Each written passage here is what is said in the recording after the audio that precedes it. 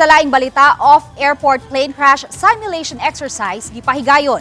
Gisalmutan kini sa mga personnel sa Mactan Cebu International Airport Authority, PNP Aviation Security Unit, General Aviation Locators, BFP, Lapu-Lapu City Rescue, Civil Aviation Authority of the Philippines, OCD-7 ug Lapu-Lapu City Police.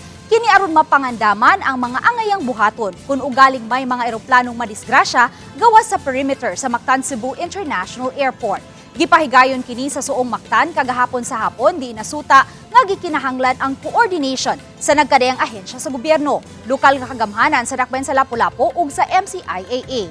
Gitunan usab ang mga laka nga himuon kung may mutumaw nga uban pang mga contingencies. Sa nakalabayng mga buwan, ubay-ubay nga mga aircraft accidents na ang nahitabo sa laing mga nasod ug sa ubang mga dapit dinhi sa Pilipinas. Inang ready ta.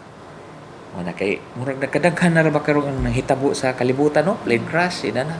So incumbent sa ato as an LGU nga mag-andam